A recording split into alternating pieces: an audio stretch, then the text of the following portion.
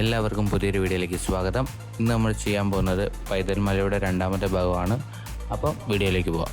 കഴിഞ്ഞ പ്രാവശ്യം പോയത് നമ്മൾ അപ്പുറത്തെ ഭാഗമാണ്. നമുക്കിനി ഇതിലേക്ക് കയറി മുകളിലേക്ക് പോവാം. ആ വരുന്ന വഴിയിൽ നിന്ന് തന്നെയാണ് നമ്മൾ തിരിഞ്ഞിങ്ങോട്ട് കയറി വരുന്നത്. അവിടുന്ന് 1, 2, 3-ാമത്തെ കാൽനട വഴിയാണ് ഇങ്ങോട്ട് കയറി വരേണ്ടത്. അതായത് നമ്മൾ തിരിച്ചു വരുമ്പോൾ, അങ്ങോട്ട് പോകുമ്പോൾ അല്ല, തിരിച്ചു വരുമ്പം ഉള്ള 3-ാമത്തെ വഴി കൂടെ നമുക്ക് മുകളിലേക്ക് കയറി വരാം. അങ്ങനെയാണ് മുകളിലേക്ക് പോകേണ്ടത്.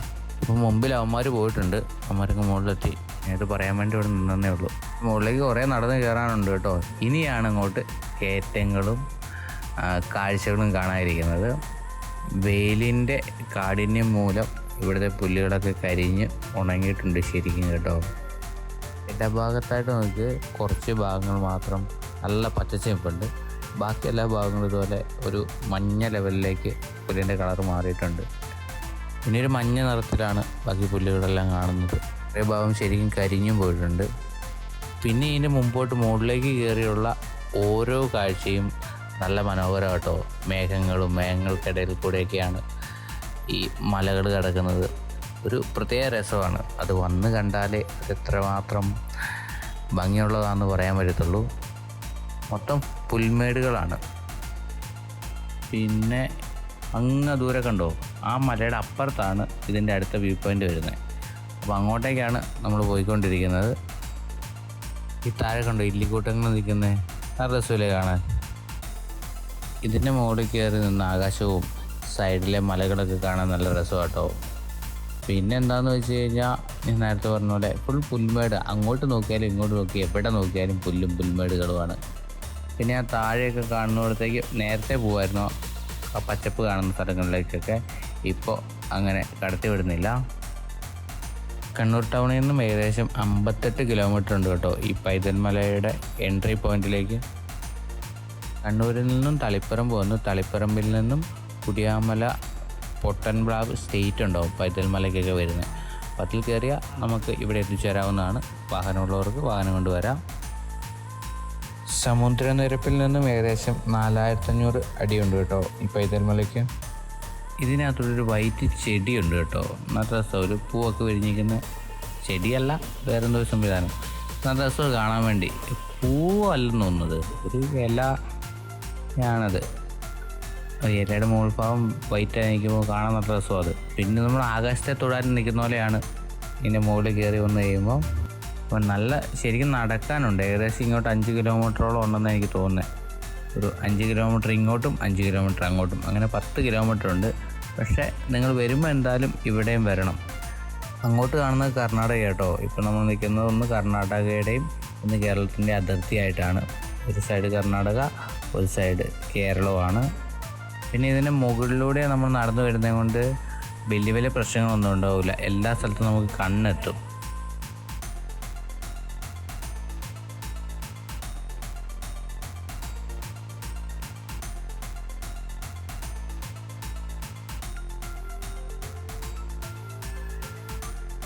ഈ വഴി കണ്ടോ, ഇതിൻ്റെ താഴേക്ക് ഇങ്ങനെ സ്റ്റെപ്പ് കെട്ടി കയറി വരുന്നുണ്ട്. അതായത് കെട്ടിയല്ല, വാർത്ത് കയറി വരുന്നുണ്ട് കേട്ടോ, കോൺക്രീറ്റ് ചെയ്തിട്ട്.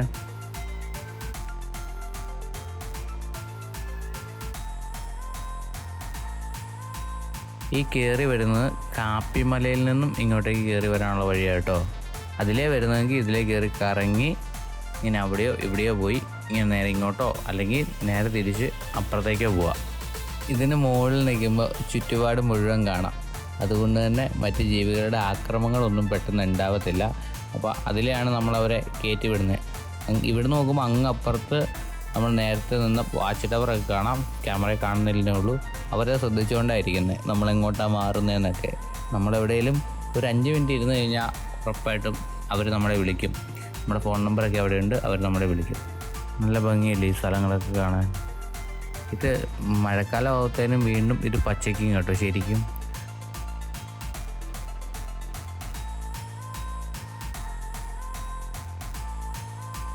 തെന്മല കാണാൻ വരുന്നവർ നിർബന്ധമായിട്ടും ഇതിലേ വന്ന് ഈ കാഴ്ച കൂടെ കണ്ടിട്ട് പോകണം. എന്തായാലും ഒരു ദിവസം മുഴുവൻ എടുക്കും ഇവിടെ വന്ന് കറങ്ങി തിരിച്ചു പോകണമെങ്കിൽ.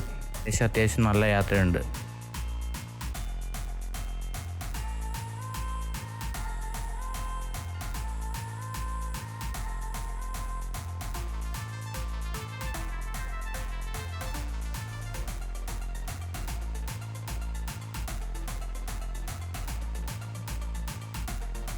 പിന്നെന്താണ്, മേഘങ്ങൾക്കിടയിൽ കൂടെ വെയിൽ മാറി മാറി വരുന്നൊരു കാഴ്ച ഉണ്ടോ? താഴേക്കൊക്കെ നോക്കുമ്പോൾ ചില സ്ഥലത്ത് വെയിലും ചില സ്ഥലത്ത് വെയിലില്ലാത്ത അവസ്ഥയൊക്കെ ആയിട്ട് നല്ല രസമാണ് ഇങ്ങോട്ട്. എന്തൊക്കെ പറഞ്ഞാലും അങ്ങോട്ട് നോക്കി മലകൾ നിരന്ന് നിൽക്കുന്നു. ഇതിനിടയ്ക്കൂടെ കണ്ടു റോഡ് പോലെ ഒരു ലൈനുള്ളതും അതിവിടെ തീ പടർന്നു പോകാതിരിക്കാൻ വേണ്ടി ഇത്ര ഒരു സ്ക്വയറായിട്ട് മുറിച്ചിട്ടേക്കുന്ന കേട്ടോ. അങ്ങോട്ടും ഇങ്ങോട്ടും തീ കയറി പിടിക്കാതിരിക്കാൻ ഇവിടെ കാട്ടുതീയൊക്കെ ഉണ്ടാവാറുണ്ട് ഇപ്പോഴും. അപ്പോൾ അതുകൊണ്ട് ചെയ്യുന്നൊരു പരിപാടിയാണത്.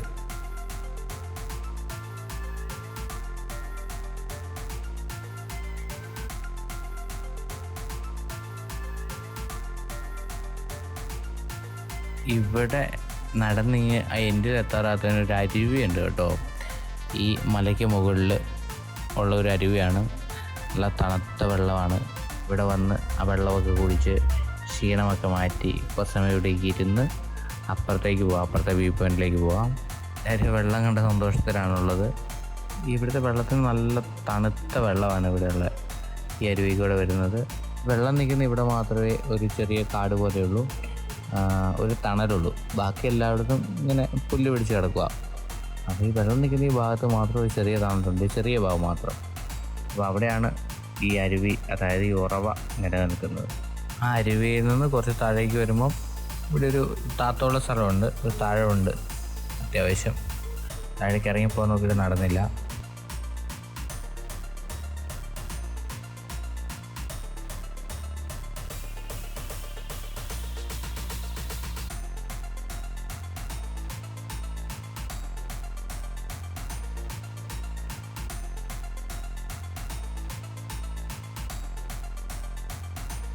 നമ്മളങ്ങനെ രണ്ടാമത്തെ വ്യൂ പോയിന്റിലേക്ക് എത്തിയിട്ടുണ്ട്.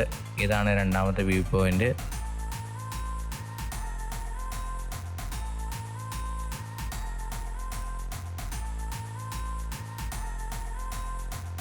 ഇവിടെ ഉണ്ട് കേട്ടോ, നേരത്തെ നമ്മൾ ആ കണ്ട കൂട്ട് ചെടി, ഈ ഇലകളുടെ സൈഡുകൾ കൂടെ വൈറ്റൊക്കെ കയറിയൊരു.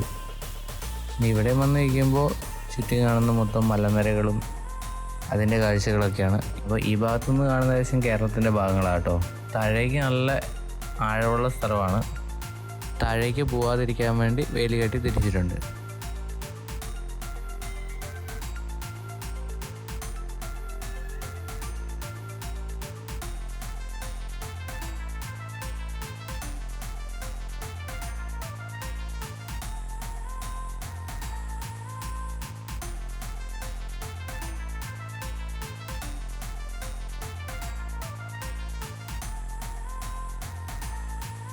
അപ്പോൾ ഇന്നത്തെ കാഴ്ചയും ഇന്നത്തെ വിശേഷങ്ങളും ഇവിടെ വെച്ച് അവസാനിപ്പിക്കുന്നു. പുതിയൊരു വീഡിയോയും പുതിയൊരു കാഴ്ചയുമായി വീണ്ടും കാണാമെന്ന വിശ്വാസത്തിൽ സൈനിങ് ഓഫ് ജെറി.